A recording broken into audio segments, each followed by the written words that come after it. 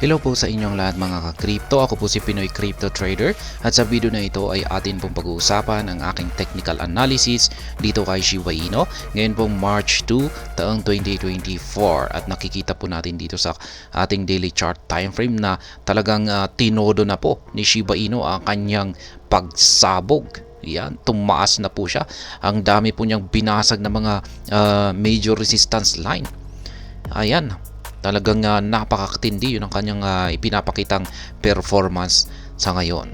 At ayan, bago po tayo magpatuloy ay nais ko lamang po munang bigyang linaw ang aking disclaimer kung saan ang nilalaman po ng video na ito ay hindi po ito isang financial advice. For education and information purposes lamang po ang layunin nito. Maliban po dito ay nais ko na rin pong magbigay babala na wala pong kahit anumang group chat ang Pinoy Crypto Trader. Ayan po siya ulit. Daily chart time frame po ito. Nag-umpisa po yung kanyang pagsabog noong February 26 at saka 27. Ayan, ay dire-diretso na po siya. Tapos yan, palaki ng palaki yung mga nabubuong bullish candlestick. At yan, nabasag na po niya yung pinakamataas natin na resistance line dito. At hindi po natin inaasahan na ganyan po yung mangyayari dito. Ayan, saan ba yung pinakasunod? Ayan, wala na. Hindi natin nailagay. Kaya, ayan, ang tindi. At kitang-kita po natin dito sa kanyang QQE mod indicator, yung mga nabubuong QQE bars. Ay, ayan, lumalaki po yung kanyang sukat. At ayan na rin yung ating Halsey indicator. Ayan, tumataba. Kaya, ibig sabihin ay tuloy-tuloy lamang yung kanyang bullish momentum. Ayan, meron pa siyang ibubuga.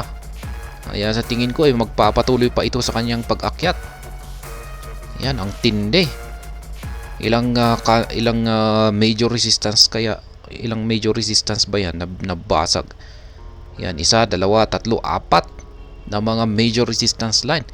Check po natin dito sa kanyang weekly. Ayan, nag-iisang weekly candlestick na napakalaking bullish candlestick. Yung kanyang katawan ay kakaiba kasi napakalaki.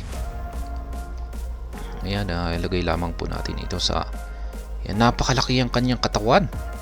Higante. Isang higanting candlestick. At saka nakikita natin dito sa kanyang QQE mode ay pangalawa pa lamang ito na QQE bar. Ayan, na bullish signal. Ibig sabihin ay meron pa yan. Magpapatuloy pa yan. Ayan, nandito po yung sunod natin na resistance line. Ayan, nasa 0.40 digits 2775.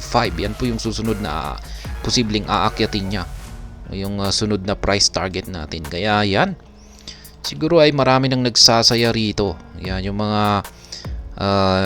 mga nakabili rito, lalo na yun, bili lang tayo ng bili rito sa mababang presyo. Na yan, dapat nakapag-accumulate tayo ng napakarami rito. Yan, dapat ay yan, yung mga lalo na yung mga hindi sumuko dito kay Shiba Inu. Yan, at tuloy-tuloy lang sa pag-accumulate dito sa mababang presyo. Ay siguro ay nagsasaya na rito. Yan. Siguro ay yan, nag-take profit na sila rito sa 40 digits 1766 or maging dito, okay na rin yan, masaya na yan. Ayan, yan, pwede na po kayong magbakasyon. Yan, pero abangan lamang po natin, baka pwede pang akyatin nyo ito sa mga susunod na araw, itong 40 digits 2775. Kasi hindi pa natatapos dito itong si Shiba Inu. Tuloy-tuloy parang nag-uumpisa pa lamang siya. Mukhang may ibubuga pa siya. Kaya yan, syempre mag-take profit tayo pero wag lahat. Magtira po tayo ng mga ibebenta pa natin dito sa mas mataas na presyo. Kaya yan, kasi nag-uumpisa pa yan. Dapat ay marami pa tayong dapat na pwedeng ibenta dyan, kasi matagal po siyang nagbigay ng opportunity na makabili tayo rito sa mababang presyo. Kaya yan, yan pong muli yung aking nakikitang analysis dito. Punong-puno po siya ng bullish momentum. Ayan. At sa tingin ko ay magpapatuloy pa ito sa kanyang pag-akyat. Ayan, ang ganda talaga ng kanyang pinakitang mga nabubuong candlestick. Parabolic surge po talaga siya. Ang bilis. Ayan, dire-diretso. Maski nahuli ka po sa pagpasok dito. Ayan, maski dito ka po pumasok. Ayan, nung nakita mo yung nung nagkatugma yung ating Hall Switch indicator at saka ang ating QQE mode indicator dito. Maski dito ka na nag-entry. Ayan, maski dito ka nagbukas ng yung entry position sa mga traders naman yan. Ayan, maski dito ka or yung mga yan, sa mga traders nag long entry position ka rito. Ay, ayan, nakapasok ka rito. Ayan. Kaya ganyan lamang po kasimple yung pagtitrade natin dito. At yan ang aking technical analysis update dito kay Shiba Inu. At hanggang dito na lamang po tayo sa video na ito.